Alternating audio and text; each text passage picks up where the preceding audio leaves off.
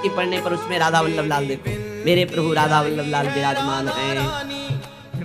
अगर भगवत भाव नहीं किया तो पुण्य क्रिया भले हो जाए, वो भगवान की प्राप्ति कराने वाली क्रिया नहीं। इसलिए अच्युत भावना विहीन कर्म का ज्यादा महत्व नहीं, भगवत भावना युक्त किसी से भी कुछ भी परोपकार, ये बहुत बड़ा धर्म है।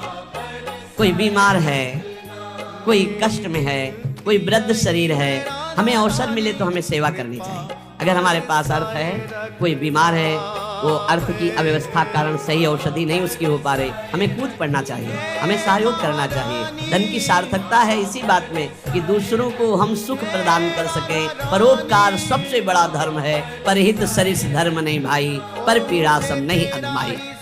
श्री तुकाराम जी महाराज कह रहे हैं कि जब हृदय में भ्रांति उत्पन्न हो जाती है, भ्रांति क्या, भगवान में सुख है ये ना मानकर, भोगों में सुख है ये मानकर जब जीव बहने लगता है तो लुभायमान हो जाता है भोगों से, तो उसको सुख नहीं मिलता। यद्यपि जहां भोग भोग रहा है वहां भी परमात्मा है, क्योंकि परमात्मा के बिना कहीं कोई सत्ता ही नहीं। तो कह रहे हैं वो ऐसे लोग हैं जैसे जोंक या चीचड़, जैसे थन के पास ही वो चीचड़ लिपटा हुआ है पर वो दूध नहीं पिएगा, वो खून चूसेगा।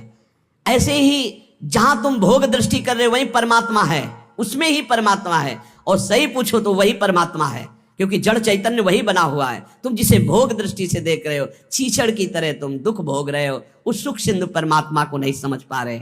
जैसे जोक है, लिपटेगी वो खून ही पिएगी। जैसे मेढक आदि है तो वही तालाब में है पर सरोवर में खिला हुआ कमल है, उसको पराग को नहीं पान कर पाएंगे, पराग का पान